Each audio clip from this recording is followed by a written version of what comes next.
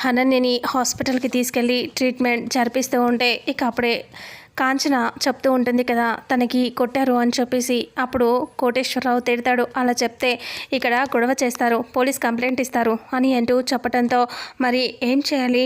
నేనేం తప్పు చేశాను?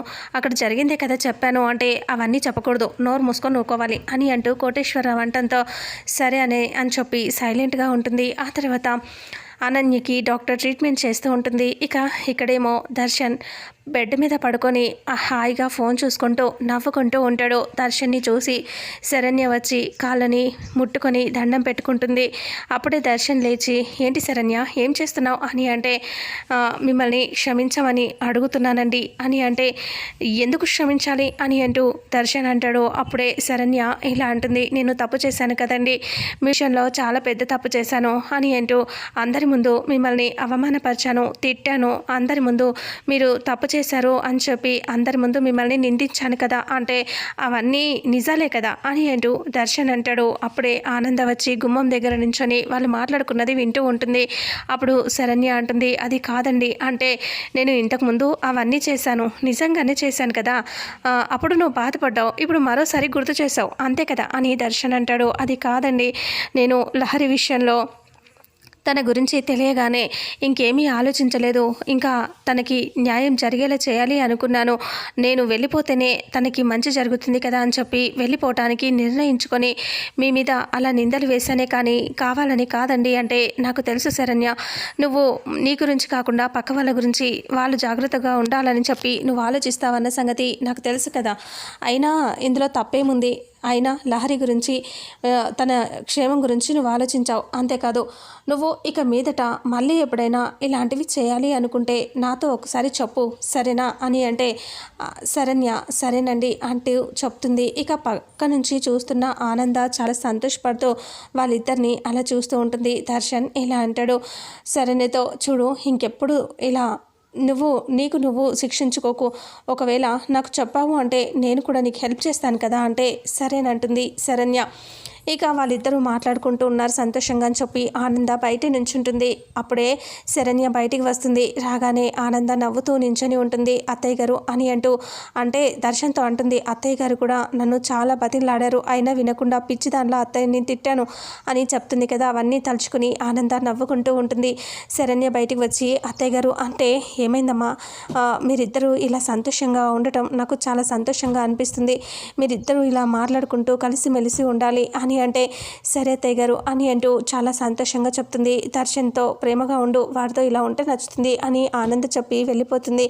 సరే అని అంటూ శరణ్య కూడా లోపలికి వెళ్ళిపోతుంది. ఆ తర్వాత ఇంకా అనన్యకి ట్రీట్మెంట్ చేస్తారు కదా. డాక్టర్ బయటికి రాగానే మా అనన్యకి ఎలా ఉంది అని అడగటంతో, తనకి ఇప్పుడు డేంజర్ ఏం లేదు, కాకపోతే అంటే ఈ గీని ఏంటి చెప్పండి డాక్టర్ అని కాంచన అంటుంది. అంటే తనకి మెంటల్ ఎక్కింది, బ్రెయిన్కి దెబ్బ తగలటం వల్ల ఇంకా తనకి చాలా గట్టిగా గాయం అయింది కదా, దెబ్బ తగిలింది కదా, దానివల్ల పిచ్చి దానిలో చేస్తుంది అని చెప్పడంతో ఒక్కసారిగా షాక్ అవుతూ, అవునా అని అంటూ ఒక్కసారిగా షాక్ అవుతారు. అయితే మేము చూడొచ్చా అంటే, చూడొచ్చు కానీ జాగ్రత్త తనతో అని చెప్పి సరే అని డాక్టర్ వెళ్ళిపోగానే వాళ్ళు లోపలికి వెళ్ళి చూస్తే జుట్టంతా ముందుకి విరపోసుకొని కూర్చొని ఉంటుంది. ఒక్కసారిగా ఇలా కాంచన అందరూ భయపడుతూ చూస్తూ ఉంటారు. ఇదేంటి డాక్టర్ పిచ్చి పట్టింది అని చెప్పింది, కానీ ఇది దయ్యంలా కూర్చుందేంటి అని అంటూ అలా చూస్తూ అమ్మి అనని అనేసరికి గట్టిగా ఇలా అరిచేస్తూ ఇలా జుట్టుని ఇలా వెనక్కి ఎగిరేస్తుంది. ఒక్కసారిగా వీళ్ళు చూసి భయపడుతూ చూస్తూ ఉంటారు.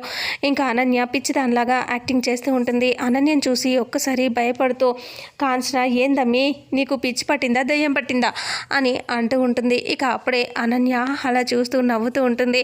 ఇక వాళ్ళని చూసి ఇంకా ఇదేంటి ఇలా తయారైంది అని అంటూ ఉంటే, మీరు ఎవరో నాకు తెలుసు అని అంటే, అమ్మ అనన్య నేను మీ పెద్దమ్మని అంటే, కాదు నువ్వు మా మమ్మీవి అని అంటుంది. అలా అంటే దేంటిది పిచ్చి పట్టిందా లేకపోతే బాగానే ఉందా, ఇంతకుముందు పెద్దమ్మ అనేది ఇప్పుడు నిజంగానే నేను అమ్మని కదా అందుకే మమ్మీ అని పిలుస్తుందా అని అలా చూస్తూ, ఇక అప్పుడే మీరెవరో నాకు తెలుసు, మీరు ద గ్రేట్ యాక్టర్, మీరు హీరోయిన్ అని అంటూ లీలావతితో అంటుంది.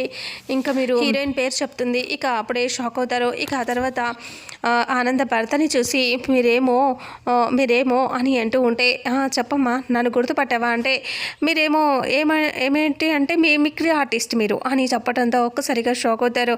ఇక రోహిత్ దగ్గరికి వెళ్ళి మీరు నా లవర్ విజయ్ దేవరకొండ కదా అని అంటే, అవును విజయ్ దేవరకొండనే నీ లవర్నే అని అంటే, ఏంటి అల్లుడు గారు మీరు కూడా అలా మాట్లాడతారు అంటే, నిజంగా తనకి పిచ్చి పట్టిందని అర్థమైంది కదా, అదే చెప్తున్నాను అని అంటాడు. అలా అనేసరికి ఇక అప్పుడే అనన్య నవ్వుతూ ఉంటుంది. ఇక వెంటనే నేను బుంగముత్తి పెట్టుకున్నాను, నేను అలిగాను అని గొడవ చేస్తుంది. ఇక అంతలో నర్స్ వచ్చి నీకు ఇంజెక్షన్ ఇస్తాను అంటే, ఇంజెక్షన్ తనకి ఇవ్వాలి అని కాంచనకి చూపిస్తుంది. ఏయ్ నువ్వు పడుకో, పేషెంట్ నువ్వు పడుకో, నేను డాక్టర్ని నీకు ఇంజెక్షన్ ఇస్తానంటే, ఇదేం తమ్మి నువ్వు ఇలా చేస్తున్నావు అని అంటే, అప్పుడు నర్స్ అంటుంది మీరు వెళ్ళండి, అందరూ బయటికి వెళ్ళండి, నేను చూసుకుంటానంటే అందరూ బయటికి వెళ్ళిపోతారు. కాంచనని ఇంకా అప్పుడే తను ఇద్దరు కలిసి అనన్యని పట్టుకుంటారు. గట్టిగా అరుస్తూ ఉంటుంది. ఇక అలా వాళ్ళు బయటికి వెళ్ళిపోతారు. ఆనంద అలాగే శరణ్య ఇద్దరు ఇంటి దగ్గర టెన్షన్ పడుతూ ఉంటారు. ఆనందకి ఇంకా ఇలా శరణ్య అంటుంది అత్తయ్య గారు ఒకసారి ఫోన్ చేసి కనుక్కోండి అంటే, అప్పుడే లీలావతికి ఫోన్ చేస్తుంది. అక్క ఎలా ఉంది అనన్యకి అంటే, బాగానే ఉంది కానీ పిచ్చి పట్టిందని డాక్టర్ చెప్తుంది. ఆనంద అంటే పిచ్చి పట్టిందా అంటే, అవును మతి స్థిమితం పోయింది, మొత్తం మతి ఏమీ లేదంట, జ్ఞాపకాలు ఏవి లేవంట, పిచ్చి పట్టిందా చేస్తుంది, మేము కూడా చూసామని లీలావతి చెప్పడంతో అవునా సరే అని చెప్పేసి మేము వస్తున్నామని ఆనంద ఫోన్ పెట్టేసి ఇలా చేస్తుందంట. పద అని శరణ్యం తీసుకొని అక్కడి నుంచి బయలుదేరుతుంది. ఆ తర్వాత ఇంకా హాస్పిటల్లో అనన్య ఇంకా సడన్గా వీళ్ళు వెళ్ళి డోర్ ఓపెన్ చేసి చూసేసరికి కాంచనని కట్టి బెడ్ మీద పడుకోబెట్టేస్తుంది. అందరూ వెళ్తారు. వెళ్ళి చూసేసరికి కాంచనని నోట్లో గుడ్డలు పెట్టి చేతులు కాళ్ళు కట్టేసి పిచ్చి దాంట్లో చేస్తూ ఉంటుంది. అప్పుడు కాంచన అరుస్తూ ఉంటుంది. అయినా సరే వినకుండా అలా చేస్తూ ఉంటుంది.